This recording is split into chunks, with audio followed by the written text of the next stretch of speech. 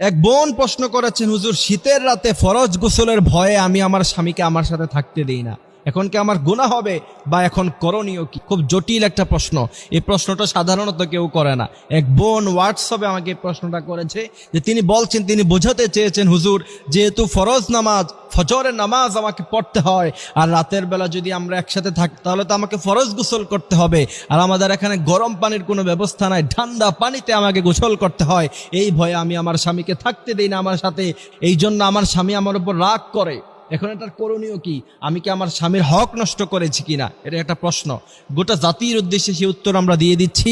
আমরা যারা শুনছি অবশ্যই এই আলোচনাটুকু শেয়ার করব। তার কারণ হচ্ছে, ইসলামের ব্যাপারে আপনি একটি বিষয় শেয়ার করবেন, সে যদি আমল করে এর সওয়াব আপনি কিয়ামত পর্যন্ত পেতে থাকবেন।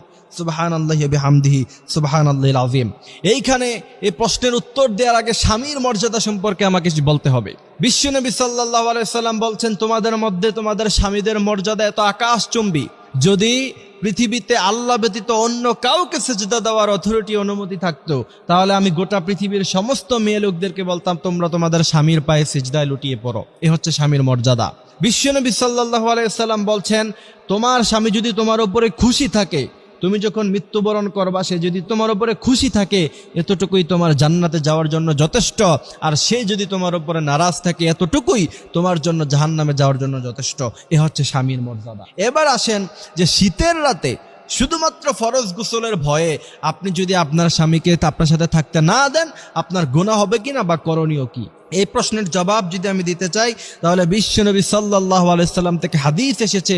বিশ্বনবী বলছেন, কোনো মেয়ে লোকেরা যদি রান্না করা অবস্থায়, সে কিচেন রুমে রান্না করছে, এমত অবস্থায়, এটা খুব সেন্সিটিভ জায়গা, সে যদি সেখান থেকে চলে আসে, আগুন ধরতে পারে, খাবার নষ্ট হয়ে যেতে পারে, খাবার পুরা হয়ে যেতে পারে। এমনও সময় যদি কোনো স্বামী তার স্ত্রীকে তার জরুরত পুরা করার জন্য, তার সাথে থাকার জন্য ডাক দেয়, বিশ্বনবী বলছেন মুহূর্তের মধ্যেই সমস্ত রান্না বান্না অফ করে দিয়ে, বন্ধ করে দিয়ে সাথে সাথে স্বামীর ডাকে সাড়া দাও।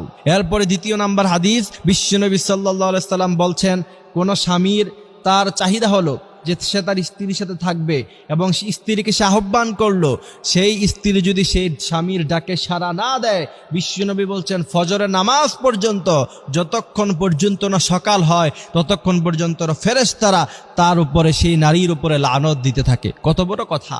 এই জন্য এই হাদিসগুলি থেকে বোঝা যায়, অবশ্যই শীতের, এই প্রচণ্ড শীতের সময় যখন শৈত্যপ্রবাহ হয়, ওই সময় যদি আপনার স্বামী আপনার সাথে থাকতে চায়, অবশ্যই আপনি তাকে সঙ্গ দিতে হবে, আপনি অবশ্যই তার সাথে থাকতে হবে, তাকে সময় দিতে হবে।